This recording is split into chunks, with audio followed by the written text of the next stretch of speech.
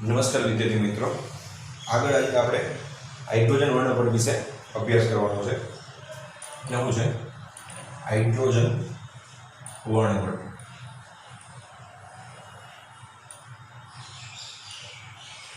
Hydrogen વર્ણપટમાં પણ બે આવશે, પારિમાણવીય ઉત્સર્જન વર્ણપટ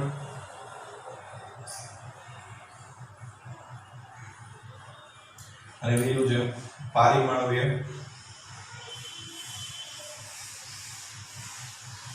અવશોષણ વર્ણપટ. હવે આ બંને વર્ણપટ, આની પહેલા આપણે ભણી ગયા ઉત્સર્જન વર્ણપટ કોને કહેતા હતા અને અવશોષણ વર્ણપટ કોને કહેતા. ઉત્સર્જન વર્ણપટ કોને કહેતા હતા?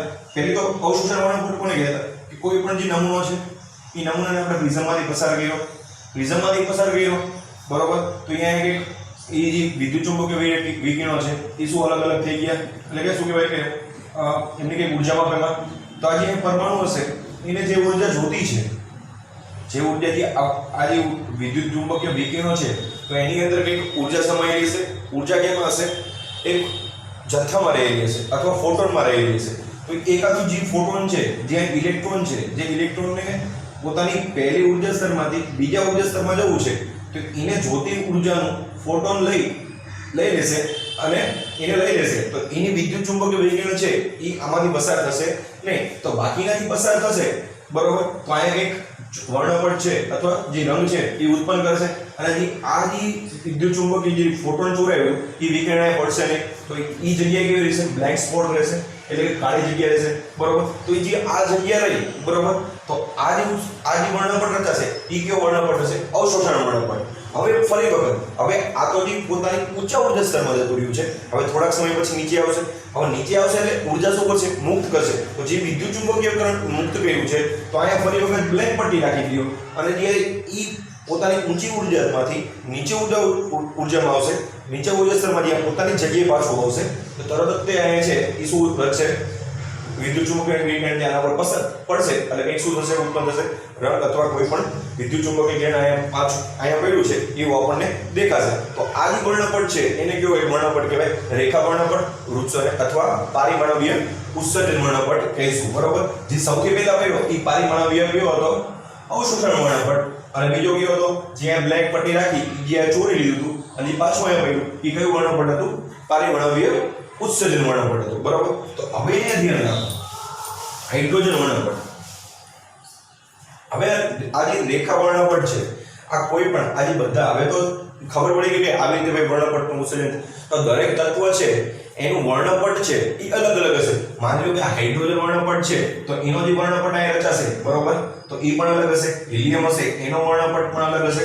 પછી કોઈ પણ લિથિયમ છે, સોડિયમ છે, એ દરેક તત્વ છે એ પોતાનો વર્ણપટ છે અલગ અલગ રીતે રચી શકતા હશે. હવે માની લ્યો કે જે હાઇડ્રોજન વર્ણપટ છે, બરોબર, આ માની લો કે હાઇડ્રોજન વર્ણપટ છે, માની લો કે પૃથ્વી પર છે અથવા મંગળ પર છે, બુધ પર છે. માની લો કે હાઇડ્રોજન તત્વ છે, આ હાઇડ્રોજન તત્વ છે, તો એની સ્પેક્ટ્રો એને વિદ્યુત ચુંબકીય વિકિરણ દ્વારા જે વર્ણપટ રચાતો હશે આપણને કઈ રીતે ખબર પડશે કે ભાઈ બુધ ઉપર કોઈ પણ જગ્યાએ છે હાઇડ્રોજન તત્વ રહેલું છે. હવે તમારે જોવું છે, મારે ભાઈ મંગળ ઉપર જોવું છે તો ભાઈ હાઇડ્રોજન વર્ણપટ શું પૃથ્વી ઉપર છે એવું જશે? તો મારે જોવું પડશે પહેલા તો પૃથ્વી ઉપર જે છે એનો વર્ણપટ કેવો રચાય છે? તો દરેક જગ્યાએ કોઈ પણ હાઇડ્રોજન તત્વ છે, હાઇડ્રોજન જે તત્વ છે એ કોઈ પણ ગ્રહ ઉપર હાઇડ્રોજન વર્ણપટ જેવો પૃથ્વી ઉપર દેખાતો હશે એવો જ વર્ણપટ ક્યાં કોઈ પણ ગ્રહ અથવા કોઈ પણ જગ્યાએથી આપણે જે હાઇડ્રોજન તત્વ મળશે એ જગ્યાએ દરેક વખતે એનો વર્ણપટ કેવો હશે? સેમ હશે, નહીં કે જુદો જુદો હોય, બરોબર. બધી જ જગ્યાએ એનો વર્ણપટ કેવો હશે? સરખો હશે. તો આવી રીતે છે સૌપ્રથમ છે એ હિલિયમ ધાતુ છે એ વર્ણપટ દ્વારા શોધવામાં આવી હતી કે ભાઈ હિલિયમ ધાતુ છે એનું વર્ણપટ આવો છે તો બીજી બધી જગ્યાએ એનો વર્ણપટ કેવો પણ મળી રહે છે. તો આ જે હિલિયમ તત્વ છે એ રેડિયો સ્પેક્ટ્રોસ્કોપી ની મદદ દ્વારા એને શું કરવામાં આવ્યું હતું? શોધવામાં આવ્યું હતું. ભાઈ જેવો વર્ણપટ અહીંયા રચાય છે એવો જે મંગળ દ્વારા જે ઇન્ફ્રારેડ મંગળથી માની લો કે અહીંયા આપણે કોઈ પણ સ્પેક્ટ્રોમીટરની મદદથી વર્ણપટ રચ્યો છે તો મંગળ ઉપર આપણે હાઇડ્રોજન છે કે નથી એ આપણે જાણવું હોય તો સ્પેક્ટ્રોસ્કોપીની મદદ વડે આપણે જાણી શકું. એના દ્વારા અહીંયાથી આવતા જે વિદ્યુત ચુંબકીય વિકિરણો છે એ વર્ણપટ પર જ્યારે પડશે તો ભાઈ જે આપણે જોયું છે, જે પ્રયોગ કર્યો છે, જો એના જેવો વર્ણપટ દર્શાવતો હોય તો એ કેવું હશે? હાઇડ્રોજન તત્વ ધરાવતું હશે. તો એ જગ્યાએ છે હાઇડ્રોજન તત્વ હાજર હશે, એ આપણે જાણી શકીએ. તો આવું જ આપણે ફિંગરપ્રિન્ટમાં છે, બરોબર. દરેક વ્યક્તિના ફિંગરપ્રિન્ટ એવા એક સરખા હોતા નથી. કેવા હોય છે? અલગ અલગ હોય છે, બરોબર. તો એના ઉપરથી ભાઈ કોઈ પણ તત્વ છે એ દરેક તત્વનો વર્ણપટ છે એ કેવો હશે? અલગ અલગ હશે. ખ્યાલ આવી ગયો? હવે ધ્યાન રાખો આગળ સૂર્ય ઉપર હવે એક સૂત્ર આપેલું છે તમારું કે ભાઈ આવી રીતનું આપેલું છે તરંગ સંખ્યા બરાબર રીડબર્ગ અચળાંક કૌંસમાં 1 n square n2 square minus 1 n આવી રીતનું તમને સૂત્ર આપેલું છે, બરોબર. તમારી બુકમાં જોઈ લેજો, તમારી બુકમાં એ સૂત્ર આપેલું છે, બરોબર. તો અહીંયા ધ્યાન રાખો, એને ત્યાં 2 આપેલું છે, બરોબર. 2 નો સ્ક્વેર આવી રીતે આપેલું છે. હવે આ કઈ રીતે આવ્યું? તો બાબર નામનો જે વૈજ્ઞાનિક હતો, એ સૂર્ય પરથી હાઇડ્રોજન વર્ણપટ છે, હાઇડ્રોજન તત્વ છે એનો પ્રયોગ કર્યો, વર્ણપટ માટેનો પ્રયોગ કર્યો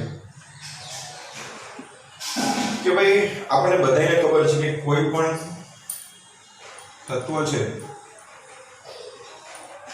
અહીં કક્ષા છે, અહીં 1 કક્ષા છે, અહીં 2 કક્ષા છે, અહીં 3 કક્ષા છે, અહીં 4 કક્ષા છે, અહીં 5 છે. હંમેશા કોઈ પણ ઇલેક્ટ્રોન છે, આ જે ઇલેક્ટ્રોન છે એ હંમેશા કેવા ઉર્જા સ્તરમાં જવાનો પ્રયત્ન કરશે? પોતાના ઉચ્ચ ઉર્જા સ્તરમાં જવાનો પ્રયત્ન કરશે. 2 માં જશે, 3 માં જશે, 4 માં પણ જઈ શકે. ભાઈ જેને એટલી ઉર્જાનો ફોટોન મેળવી અને પોતાના ઊંચા ઉર્જા સ્તરમાં જવાનો પ્રયત્ન કરશે. આ બધાને ખબર છે, પણ એ કેવા સમયમાં રહેશે? ચોક્કસ સમય માટે. હવે ગમે એટલા ઉર્જા સ્તરમાં ગયું એ ફરી વખત પાછું તો ક્યાં આવશે? પોતાના જે ઓછામાં ઓછી ઉર્જા સ્તર હોય એ ધરાવતા ઉર્જા સ્તરમાં શું આવશે? પાછું આવશે. ક્યાં આવશે? પોતાના સૌથી ઓછામાં ઓછા ઉર્જા સ્તર ઉપર શું કરશે? એ પાછું આવશે. ખ્યાલ આવી ગયો તમને? બરોબર. ટૂંક સમય માટે આઈએસએલમાં જશે અને પાછળ ક્યાં આવશે? હંમેશા કોઈ પણ વસ્તુ સ્થાયી ક્યાં હોય? પોતાના નીચે ઉર્જા સ્તરમાં સ્થાયી હોય. ક્યાં હોય? હવે આને મેં આ પેન છે, બરોબર, સ્થાયી ક્યાં થશે?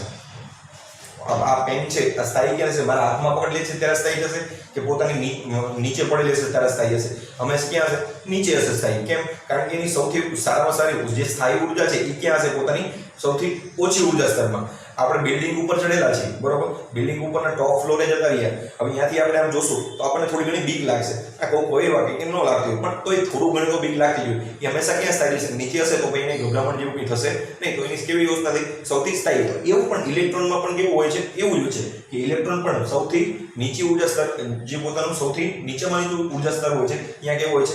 સ્થાયી હોય છે. તો હંમેશા ઇલેક્ટ્રોન આવી રીતે હોય છે. તો જ્યારે આ વિદ્યુત ચુંબકીય ફોટોન જ્યારે અહીંથી નીકળે છે એ ફોટોનમાંથી ખૂબ જે ફોટોન છે અથવા જે ઉર્જા સ્તરનો જે જથ્થો છે એ લઈ અને પોતાના હાયર સેલમાં જાય છે, પણ ટૂંક સમય બાદ ક્યાં આવતા રહે છે? પોતાના નીચા ઉર્જા સ્તરમાં. હવે એક પ્રશ્ન થાય, હવે પ્રશ્ન 11માં પણ આવશે ને 12માં, કે કોઈ પણ તત્વ રંગ ક્યારે ઉત્સર્જન કરે છે? બરોબર, શાના લીધે? તો એ આના લીધે કરે છે. જ્યારે કોઈ પણ તત્વ છે એ પોતાના આ જ વસ્તુ ઉપર આપણે શું કહ્યું હતું? વર્ણપટ દ્વારા સમજાય કે ભાઈ કોઈ પણ તત્વ છે, માની લો કે આ તત્વ છે, બરોબર, તો અહીંથી જ્યારે આપણે એને પસાર કરવી છે કોઈ પણ નમૂનામાંથી, બરોબર, તો નમૂનામાંથી જ્યારે પસાર કરવી છે ત્યારે તત્વ છે એ તત્વ, બરોબર, એ શું કરે છે? અમુક ફોટોન અથવા જે ઉર્જા સ્તરનો જથ્થો છે એ શું કરે છે? શોષી લે છે. શું કરે છે? શોષી લે છે અને પોતાના ઊંચા ઉર્જા સ્તરમાં જાય છે. જ્યારે જાય છે, બરોબર, ત્યારે એ પેકેટ છે, ઉર્જાનું પેકેટ, જે જથ્થો છે એ શું કરી લીધો? ચોરી લીધો છે, બરોબર. હવે એ ચોરી લીધો જથ્થો છે એના સિવાયના બધા કિરણો ક્યાં રહેશે? આગળ જતા રહેશે. હવે મારી જે પેકેટ છે ઉર્જા સ્તરનું ચોરેલું છે એ કયું રંગ દર્શાવે? જાણવું હોય તો એમ બ્લેક પટ્ટી દર્શાવી દઈશ. તો આ જે ચોરેલું છે જ્યારે પોતાના નીચા ઉર્જા સ્તરમાં આવશે, જ્યાં લઈ લીધું છે, અવશોષણ કરી લીધું છે ઉર્જાનું, હવે જ્યારે મુક્ત કરશે ત્યારે કંઈક છે અહીંયા કઈ ઊર્જા મુક્ત થશે, ઊર્જા મુક્ત થશે એટલે પોતાની શું કરશે, અહીંયા રંગ દર્શાવે, જે પેકેટ ચોર લીધું છે એ વિદ્યુત ચુંબકીય વિકિરણ જ્યારે પડદા ઉપર પડશે ત્યારે શું થશે, રંગ ઉત્સર્જિત કરે છે. એટલે કે જ્યારે પોતાના નીચે ઊર્જા સ્તરમાં આવે છે ત્યારે કંઈક ઊર્જા મુક્ત કરે છે. આ ઊર્જા મુક્ત કરવાના કારણે શું થાય છે, કંઈક રંગ ઉત્સર્જન થાય છે અને તત્વ શું દર્શાવે છે, પોતાનું રંગ દર્શાવે છે. ખ્યાલ આવી ગયો આટલી વસ્તુ? તો હવે ધ્યાન રાખજો, આટલી વસ્તુ ક્લિયર? તો બામર નામના વૈજ્ઞાનિકે છે એક પ્રયોગ કર્યો સૂર્ય દ્વારા, કે ભાઈ સૂર્ય છે તો હંમેશા સૂર્ય પાસે એવું જાણવા મળ્યું કે ઇલેક્ટ્રોન, હવે હાઇડ્રોજન છે, હાઇડ્રોજન તત્વ એ આપણે પૃથ્વી ઉપર જોશું તો આપણને હંમેશા ક્યાં ઇલેક્ટ્રોન મળશે, પહેલી કક્ષામાં. ક્યાં? કક્ષા ઇન્ફિનિટી હોય. કેટલી હોય? ઇન્ફિનિટી. કોઈ પણ તત્વની કક્ષા કેવી હોય? ઇન્ફિનિટી હોય, ગમે એટલી હોઈ શકે, બરોબર. પરંતુ હાઇડ્રોજન તત્વમાં ઇલેક્ટ્રોન છે એ મળવાની સંભાવના અહીંયા ક્યાં હશે, પૃથ્વી ઉપર પહેલા કક્ષકમાં જશે. કેટલી કક્ષક, કયા કક્ષકમાં હશે? n બરાબર 1 કક્ષકમાં જશે, બરોબર. કક્ષા ગમે એટલી હોઈ શકે, ઇન્ફિનિટી હોઈ શકે, પરંતુ ઇલેક્ટ્રોન મળવાની સંભાવના કઈ સેલમાં હશે? પહેલી સેલમાં હશે, પહેલી કક્ષકમાં હશે, બરોબર. તો જ્યારે સૂર્ય ઉપર જોયું ત્યારે એને જોવા મળ્યું કે ઇલેક્ટ્રોન છે, સૂર્યની ગરમી એટલી બધી હોવાના કારણે, સૂર્યની જે ગરમી છે, જે સૂર્ય છે એની હીટ એટલી બધી હોવાના કારણે આ ઇલેક્ટ્રોન છે પહેલી સેલમાં, પહેલી કક્ષકમાં એને મળતો જ નથી. કઈ સેલમાં મળે છે? બીજી સેલમાં મળે છે. ક્યાં મળે છે? બીજી સેલમાં મળે છે. તો હવે ઇલેક્ટ્રોન જઈને બીજી સેલમાં મળે છે, બરોબર, સૂર્ય ઉપર. તો જ્યારે સૂર્ય ઉપર એ કઈ વર્ણપટનું કંઈક ઉત્સર્જન અથવા અવશોષણનું વર્ણપટનો પ્રયોગ કરતો હશે ત્યારે ઇલેક્ટ્રોન છે બીજા સ્તરમાંથી કઈ ઊર્જા સ્તરમાં જવાનો પ્રયત્ન કરશે? ત્રીજી ઊર્જા સ્તરમાં જવાનો પ્રયત્ન કરશે અથવા ચોથી ઊર્જા સ્તરમાં જવાનો પ્રયત્ન કરશે. ક્યાં જવાનો પ્રયત્ન કરશે? આ બીજી, આ ત્રીજી, આ ચોથી ઊર્જા સ્તરમાં જવાનો પ્રયત્ન કરશે. કઈ? બીજીમાં, કારણ કે સૂર્યમાં પહેલી કક્ષકમાં ઇલેક્ટ્રોન મળવાની સંભાવના 0 છે. કેમ? કારણ કે એની હીટ જ એટલી છે. તો એ કઈ સેલમાં રહેશે? બીજી સેલમાં, બીજી કક્ષકમાં રહે છે. તો બીજી કક્ષકમાં રહે છે ત્યારે ત્યાંથી કંઈ પ્રયોગ કરશું તો જ્યારે એના ઉપર વિદ્યુત ચુંબકીય વિકિરણ છે પડે છે ત્યારે અમુક ઊર્જા ધરાવતું ફોટોન શું કરશે? ચોરી લેશે અને પોતાની હાયર સેલ એટલે કે હાઈ કક્ષકમાં શું કરશે? ઊર્જા સ્તરમાં જવાનો પ્રયત્ન કરશે. હવે હાઈ ઊર્જા કક્ષકમાં ત્રીજી છે, ચોથી છે, પાંચમી છે, બરોબર, n બરાબર 5 છે. તો કોઈ પણ ઊર્જા સ્તર બીજીમાંથી 5 માં જઈ શકશે. પાછો ક્યાં આવશે? હંમેશા બીજા ઊર્જા સ્તરમાં જ આવશે. ક્યાં આવશે? 5મા વાળો ગયો તો ઈ 5માં આવશે, ચોથા વાળો ગયો ઈ પણ ક્યાં આવશે? 5માં આવશે, અને બીજા વાળો પણ ગયો ઈ પણ ક્યાં આવશે? 5માં જ આવશે, બરોબર. ખ્યાલ આવી ગયો આટલી વસ્તુનો, બરોબર. તો હવે ધ્યાન રાખજો. તો આના ઉપરથી સૂત્ર આવ્યું કે ભાઈ v બરાબર μ બરાબર આ છે તરંગ સંખ્યા 1 લેમ્ડા દ્વારા તરંગ લંબાઈના આધારે સંખ્યા બરાબર r છે રીડબર્ગ અચળાંક છે, બરોબર. એ હમણાં ખબર પડશે કઈ રીતે r આવ્યો છે. રીડબર્ગ અચળાંક, ત્યારબાદ 1/2 સ્ક્વેર માઈનસ 1/n2 સ્ક્વેર, બરોબર. આટલી વસ્તુ n બામર શ્રેણી માટે. કોની માટે? ઘણી શ્રેણી છે, લાઇમન શ્રેણી છે, બામર, પાશ્વન, બ્રેકેટ અને યુ કઈ છે? યુ, બરોબર. લાઇમન પાશ્વન, બામર, પાશ્વન, બ્રેકેટ, બરોબર. આ છે તે આથી બામર માટે. બામર એટલે કક્ષામાંથી કીધું n બરાબર 2, બરોબર. અને n બરાબર એની બીજી કક્ષામાં, તો n કોઈ પણ હોય છે, કારણ કે બીજી કક્ષા તો આપી દીધી, તો બીજી કક્ષાથી નીચું તો નહીં જ હોઈ શકે, 2 થી ઉપર હોઈ શકે. કેવું છે? ત્રીજી હોઈ શકે. આ જે હાયર સેલ છે, આ જે છે એ હાયર સેલ ઊંચી ઊર્જા સ્તર છે. તો આનો બામર માટે ઊંચું ઊર્જા સ્તર કેવું થશે? ત્રીજી થશે, ચોથી થશે, પાંચમી થશે. બીજી તો થશે નહીં, કારણ કે બીજીમાં તો રહેલું છે, સૂર્ય ઉપર ગયેલો છે એટલા માટે પ્રયોગ, બરોબર. તો બીજી ઊર્જા સ્તરમાં, બીજા ઊર્જા સ્તરમાં તો છે જ તે. તો n બરાબર શું આવશે? 3 પણ હોઈ શકે, 4 પણ હોઈ શકે, 5 પણ હોઈ શકે. ફરી વાર સમજાવું છું. સૂર્ય દ્વારા જ્યારે પ્રયોગ કર્યો સૂર્ય ઉપર બામરે, ત્યારે એને એવું જોવા મળ્યું કે ભાઈ ઇલેક્ટ્રોન છે એ હાઇડ્રોજન તત્વમાં પહેલી કક્ષામાં જોવા મળતો જ નથી. ક્યાં જોવા મળ્યો? બીજી કક્ષામાં જોવા મળ્યો. બીજી કક્ષામાં જોવા મળ્યો તો આપણને બધાને ખબર છે ઇલેક્ટ્રોન પોતાના ઉચ્ચ ઊર્જા સ્તરમાં જવાનો પ્રયત્ન કરશે. વિદ્યુત ચુંબકીય ફોટોન છે એ ઊર્જા મેળવી અને પોતાના ઊંચા ઊર્જા સ્તરમાં જવાનો પ્રયત્ન કરશે. કરી લીધો ભાઈ. તો હવે જ્યારે પ્રયત્ન કરશે તો બીજામાં તો ઇલેક્ટ્રોન મળે છે, તો બીજા કરતાં પોતાની ઊંચી ઉર્જા સ્તર કેવું છે, ત્રીજું થયું, ચોથું થયું, પાંચમું થયું, છઠ્ઠું, આ 3, 4, 5 અને 6 માં ગમે ત્યાં જઈ શકે.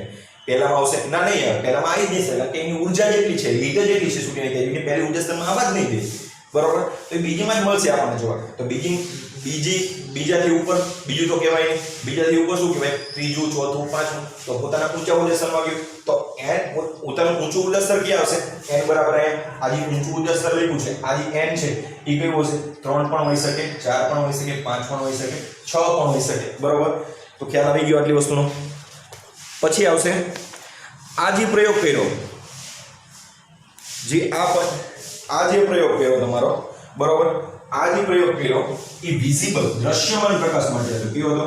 દ્રશ્યમાન પ્રકાશ માટે.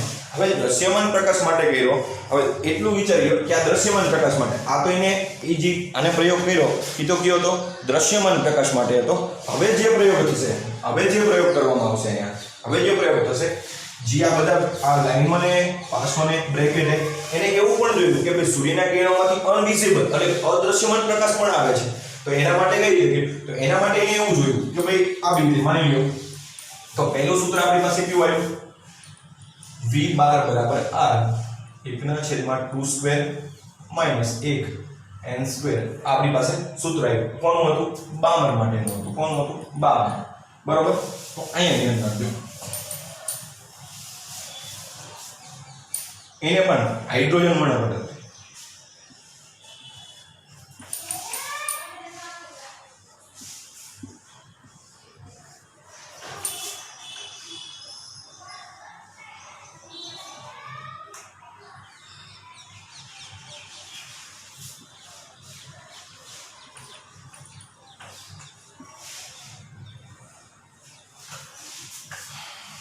લાઈન બામર પાસોન ત્રીજી પાસોન બરાબર. હવે જ્યારે લાઇમને જોયું, આ લાઇમન શ્રેણી કઈ લાઇમન, બરાબર. આ બામર, આ પાસોન, આ બ્રેકેટ, છેલ્લે જોશું આપણે બ્રેકેટ, બરાબર. અને લાસ્ટ છે કયું છે? ફ્રુન્ટ. લાસ્ટ છે ફ્રુન્ટ, બરાબર. હવે અહીંયા ધ્યાન રાખજો. હવે આમાં આપણે જોઈશું, ફરી વખત લખી નાખું છું, લાઇમન, બામર, પાસવાન, બ્રેકેટ અને ફ્રુન્ટ. એના માટે n1 અને n2. n1 એટલે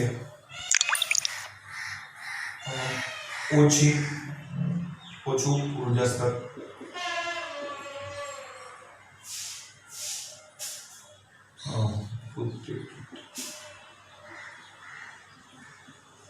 ઉર્જા, બરોબર. ક્લિયર આટલી વસ્તુ.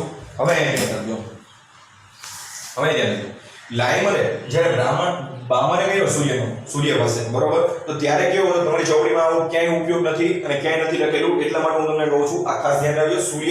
સૂર્યના જે હાઇડ્રોજન વર્ણ પર છે એના આધારે બામરે આ પ્રયોગ કર્યો હતો.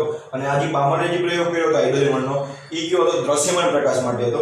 જ્યારે ઘણા બધા વૈજ્ઞાનિકો અંદર આવ્યા, જ્યારે રસ લીધો, ત્યારે એમને એવું પણ જોવા મળ્યું કે ભાઈ દ્રશ્યમાન વર્ણપટ નથી, દ્રશ્યમાન પ્રકાશ નહીં, પણ અદ્રશ્યમાન પ્રકાશ દ્વારા પણ વર્ણપટ હાઇડ્રોજન ઉપર સૂર્ય પર અદ્રશ્યમાન પ્રકાશ પણ આવે છે. તો લાઇમને એવું જોયું કે ભાઈ પહેલી કક્ષક છે હાઇડ્રોજન છે, એ પહેલી કક્ષકમાંથી પહેલા કક્ષકમાંથી બીજામાં પણ જાય છે, n બરાબર 1 બરાબર 2 n બરાબર 3 n બરાબર 4. બીજામાં પણ જાય છે ઊંચા ઉર્જા સ્તરમાં, ત્રીજામાં પણ જઈ શકે છે, ચોથામાં પણ જઈ શકે છે, બરાબર. અને જ્યારે પાછા આવે છે ત્યારે ચોથામાંથી પહેલા ઉપર જ આવે છે, ત્રીજામાંથી પણ પહેલા ઉપર જ આવે છે, બીજામાંથી પણ પહેલા ઉપર જ આવે છે, બરાબર. તો ખ્યાલ આવી ગયો આટલી વસ્તુનો, બરાબર. તો હવે અહીં ધ્યાન રાખો, તો લાઇમન માટે સૌથી ઓછામાં ઓછું ઉર્જા સ્તર કયું હતું, ક્યાંથી ઇલેક્ટ્રોન ગયું, આયો ક્યાં છે, પોતાની ઓછું ઉર્જા સ્તર કયું હતું, n1. તો એના માટે n શું આવશે? 1. ઉત્તેજિત ઉર્જા સ્તર કયું આવશે? બીજું આવશે, ત્રીજું આવશે, ચોથું આવશે, પાંચમું પણ આવી શકે, બરાબર. તો કારણ કે પહેલા ઉપરથી જ ગયું ને, પહેલા ઉપરથી બીજા ઉર્જા સ્તરમાં ગયું, પહેલામાંથી બીજા, બીજામાંથી પહેલામાંથી બીજા, પહેલામાંથી બીજા, પહેલામાંથી બીજા, પહેલામાંથી ત્રીજા, પહેલામાંથી ચોથા, પહેલામાંથી પાંચમા, બરોબર. તો એનું ઉત્તેજિત ઉર્જા સ્તર શું આવશે? 2 3 4 5, બરોબર. આવી શકશે. હવે ધ્યાન રાખો, પાછો બામા રહ્યો. બામારે ક્યાં ઇલેક્ટ્રોન કીધું તો બીજા ઉર્જા ઇલેક્ટ્રોન ક્યાં મેળવ્યો એને? જ્યારે સૂર્ય પર પ્રયોગ કર્યો ત્યારે બીજી કક્ષકમાં મેળવ્યો કે n બરાબર 2, n બરાબર 1, એને બીજા ઉર્જા સ્તરમાં મળે. તો હવે બામા જ્યારે પ્રયોગ કર્યો ત્યારે એને કેવું જોયું હતું કે ભાઈ ઇલેક્ટ્રોન છે કઈ ઉત્તેજિત અવસ્થામાં રહેશે? બીજામાંથી ત્રીજામાં પણ જઈ શકે, બીજામાંથી ચોથામાં પણ જઈ શકશે, બીજામાંથી પાંચમામાં પણ જઈ શકશે, પણ પહેલામાં નહીં આવી શકે, બરાબર. તો હવે અહીં ધ્યાન રાખો, જ્યારે આ પાછા આવશે બામરના કિરણો, જે વિદ્યુત ચુંબકીય કિરણો છે, તો એ ક્યાં મળશે? પાંચમામાંથી ક્યાં આવશે? બીજા ઉપર આવશે. ચોથામાંથી ક્યાં આવશે? બીજા ઉપર. બીજામાંથી ક્યાં આવશે? બીજા. તો સૌથી ઓછામાં ઓછું ઉર્જા સ્તર કયું થયું બાબર માટે? n બરાબર 2. તો અહીંયા ઓછું ઉર્જા સ્તર શું આવશે? n બરાબર 2. તો એનું ઊંચું ઉર્જા સ્તર ક્યાં આવશે? 3 4 5, 3 4 5 6, કોઈ પણ હોઈ શકે.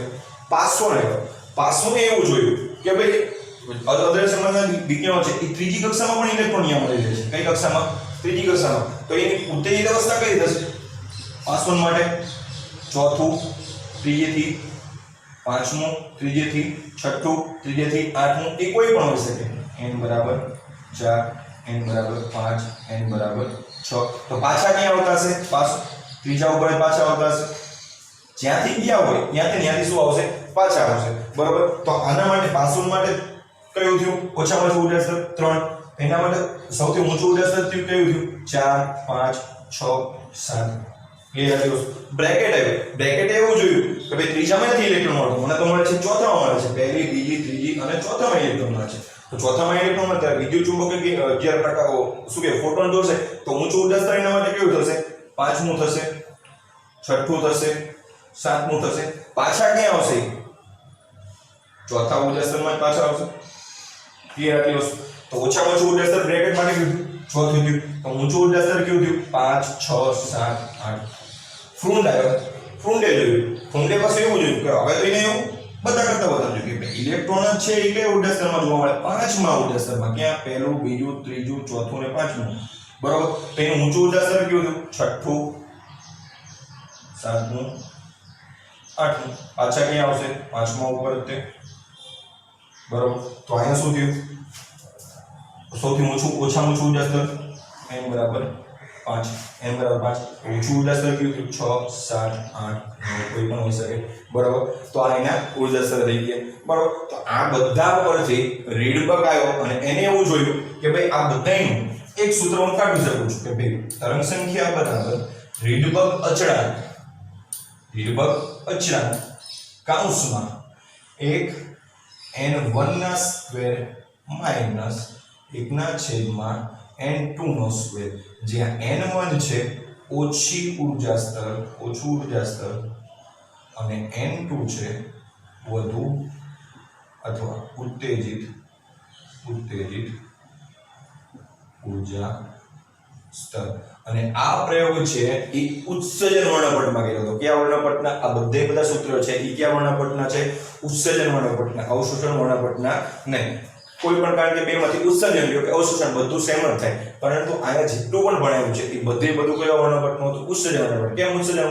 કારણ કે ઉત્તેજિત થાય છે, બરોબર, ત્યારે ફોટોન છે એ લઈ લે છે. હવે લઈ લે છે જ્યારે પાછો આવશે તો અહીંયા જ્યારે આપણે કંઈક રાખેલું છે એના પર જ્યારે પડશે ત્યારે કંઈક પ્રકાશનું શું કરશે? ઉત્સર્જન કરશે. એના કારણે શું દેખાશે? કિરણ દર્શાવશે. તો આ બધી વસ્તુ છે, આ બે સૂત્ર છે, આના ઉપરના દાખલા આવશે એ જોઈશું આપણે, બરોબર. ખ્યાલ આવી ગયો? આ સૂત્ર હતું. પહેલું સૂત્ર અમારે આ આવ્યું, પછી 500 ને આપ્યો આદર્શ્યમાન પ્રકાશ માટે સૂર્ય પર. તો ભાઈ 500 ને આપ્યો કે મને તો અદૃશ્યમાન વર્ણપટ અદૃશ્યમાન પ્રકાશ પહેલી કક્ષામાંથી આવે છે તો એનું મારે જાણવું. તો એને ભાઈ આ સૂત્ર આપ્યું. બામા આવ્યો મને તો બીજી કક્ષામાં દ્રશ્યમાન દેખાય, બીજી કક્ષામાં 500 આવ્યો કે ત્રીજી કક્ષામાં પણ હોઈ શકે તો એનું જોયું. બ્રેકેટ આવ્યો ચોથામાં એનું પણ જોયું. પાંચમો આવ્યો તો રીડબર્ગ ભાઈ આ બધા આવ્યા છે તો એનું સામાન્ય સૂત્ર આપ્યું તો એને સામાન્ય સૂત્ર આપ્યું. ઓછામાં ઓછું ઉર્જા થયું તો એ જ ને ભાઈ કઈ? ઓછામાં ઓછું ઉર્જા સ્તર અને ઉત્તેજિત ઉર્જા સ્તર, બરોબર. ઓછામાં ઓછું એટલે જે અહીંયાથી તમને એમ કીધું હોય કે ભાઈ અહીંથી ઇલેક્ટ્રોન છે પોતાના ઊંચા ઉર્જા સ્તરમાં જાય છે તો જ્યાંથી જતો હોય એ કયું છે? ઓછું. અને જ્યાં ગયો હશે એ કયું હશે? ઊંચું ઉર્જા સ્તર. તો આના દ્વારા આપણે શું કરી શકશું? દાખલા ગણી શકશું, બરોબર. 109.677 એવી રિડબર્ગ અચળાંકની શું છે કિંમત છે. હવે ત્યારબાદ આવે તો જ્યારે આ નમૂનાના આધારે બોહરનો નમૂનો ઘડવામાં આવ્યો હતો. બરોબર, ખ્યાલ આવ્યો? આટલું યાદ રાખી લેજો. ત્યારબાદ આગળ આ વસ્તુ મેન છે.